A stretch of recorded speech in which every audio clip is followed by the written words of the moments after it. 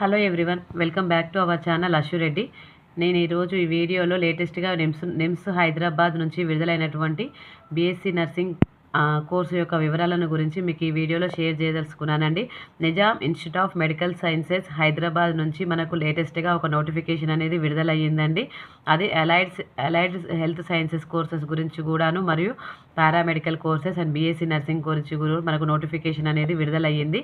ఈరోజు మనం ఈ వీడియోలో బీఎస్సీ నర్సింగ్ కోర్సు యొక్క వివరాలు, అదేవిధంగా number of seats and application date and మనకు కావాల్సినటువంటి certificates and counselling process, fees యొక్క వివరాలను గురించి మనం కంప్లీట్గా ఈ వీడియోలో తెలుసుకుందాం.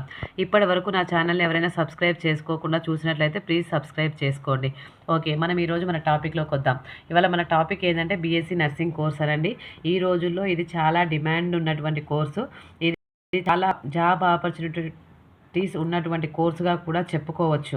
ఎందుకంటే మనకు రీసెంట్గా విడుదలైనటువంటి గవర్నమెంట్ నోటిఫికేషన్స్లో కూడా మనకు నర్సింగ్ వాళ్ళకి అనేది ఫ్రీక్వెంట్గా జాబ్స్ అనేవి పడుతూనే ఉన్నాయండి.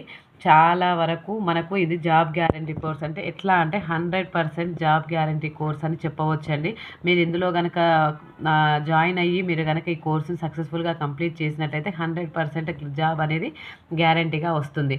అయితే ఈ కోర్సు యొక్క డ్యూరేషన్ వచ్చేసరికి మనకు 4 years ఉంటుందండి. దీని యొక్క ఎలిజిబిలిటీ ఏంటంటే 10+2 మనకి 10 plus intermediate course with minimum 45% of marks win science subjects అండి. అదేవిధంగా మనకు 17 years కంప్లీట్ అయి ఉండాలి. మినిమం 17 years అనేది కంప్లీట్ అయిన వారు ఈ యొక్క కోర్సుకి మనం అప్లై చేసుకోవడానికి ఎలిజిబుల్ అనమాట. అదేవిధంగా ఈ యొక్క నిజాం ఇన్స్టిట్యూట్ ఆఫ్ మెడికల్ సైన్సెస్లో అవైలబుల్గా ఉన్నటువంటి సీట్లు వచ్చేసరికి 100 seats మనకు అవైలబుల్గా ఉన్నాయండి. ఈ యొక్క 100 seats గాను మనకు ఆన్లైన్ అప్లికేషన్ అనేది రిలీజ్ చేశారు. ఆన్లైన్ అప్లికేషన్ డేట్ అనేది మనకు వెబ్సైట్లో ఎప్పటి నుంచి ఉందంటే 9th June నుంచి మనకు ఆన్లైన్ అప్లికేషన్ డేట్ అనేది రిలీజ్ అయ్యిందండి. అదేవిధంగా లాస్ట్ డేట్ ఫర్ సబ్మిషన్ ఏంటంటే 5 PM ఆఫ్ 28th June. అంటే మనకి ఇవాళ ఆల్మోస్ట్ ఇంకొక 10 days టైం ఉందండి. కొంచెం ఎవరైనా చూడని వాళ్ళు, తెలియని వాళ్ళు ఎవరైనా ఉంటే వెంటనే అప్లికేషన్ అనేది పెట్టుకోండి. అదేవిధంగా సబ్మిషన్ ఆఫ్ హార్డ్ కాపీ, అంటే మనం వెబ్సైట్లో ఆన్లైన్లో అప్లై చేసిన తర్వాత మనం ఆ హార్డ్ కాపీని తీసుకొని వెళ్ళి మనము ఇన్స్టిట్యూట్లో ఇవ్వవలసి ఉంటుంది. అది ఎప్పటిలోపు అంటే 5 PM ఆఫ్ 2nd July అండి.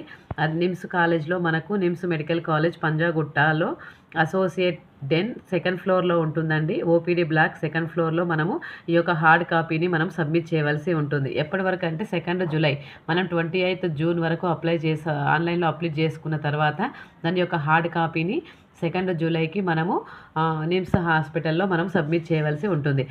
అప్పుడు సబ్మిట్ చేసిన తర్వాత మనం అప్లికేషన్స్ అన్నీ రిసీవ్ చేసుకున్న తర్వాత అందులో నుంచి ప్రొవిజనల్ మెరిట్ లిస్ట్ అనేది రిలీజ్ చేయడం జరుగుతుంది.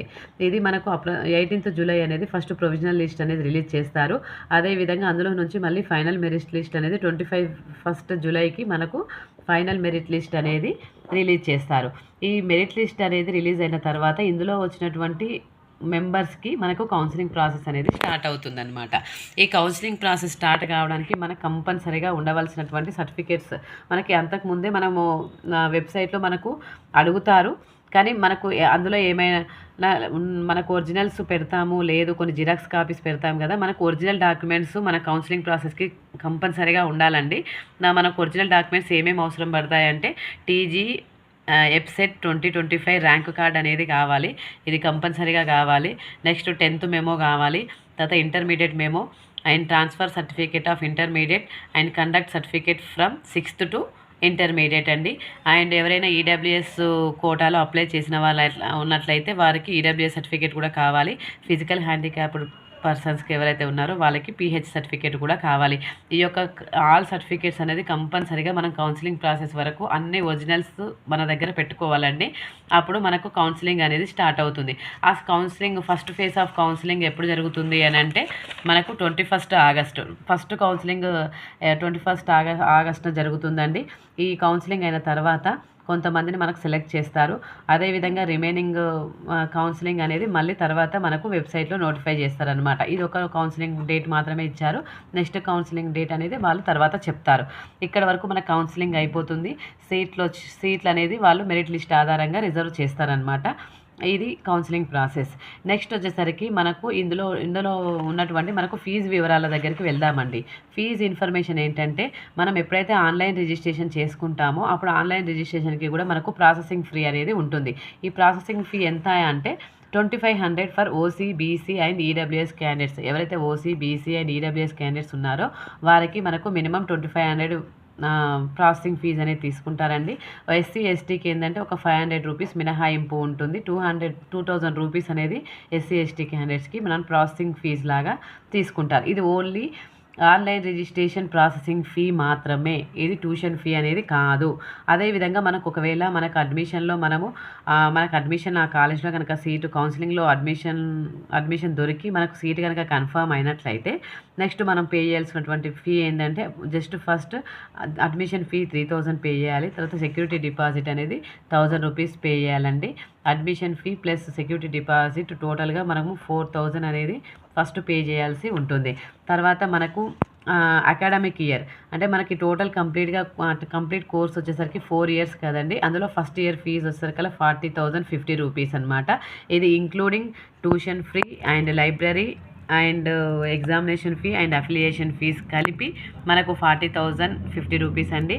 అదేవిధంగా సెకండ్ ఇయర్కి వచ్చేసరికి 36,050 rupees and third year and fourth year కూడా 36,050 రూపీస్ అని అండి.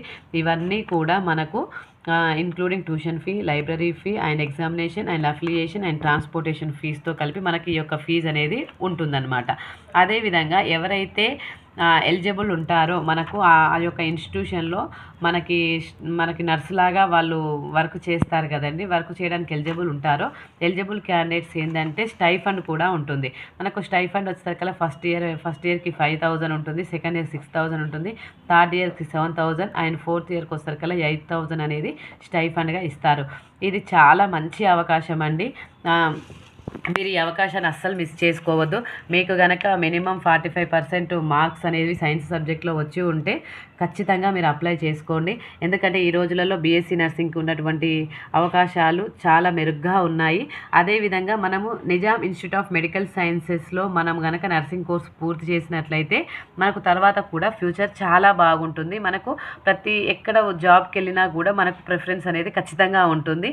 అదేవిధంగా ట్రైనింగ్ కూడా మీరు మంచిగా ట్రైన్ కూడా అవ్వగలుగుతారు. ఎందుకంటే అది పెద్ద హాస్పిటల్ కాబట్టి మీరు ట్రైనింగ్ కూడా చాలా బాగా ఉంటుంది. అదేవిధంగా తర్వాత జాబ్ ఆపర్చునిటీస్లో కూడా మీకు ఇంపార్టెన్స్ అనేది ఖచ్చితంగా ఉంటుంది. ఈ అవకాశాన్ని ఎవరు మిస్ చేసుకోకూడదు.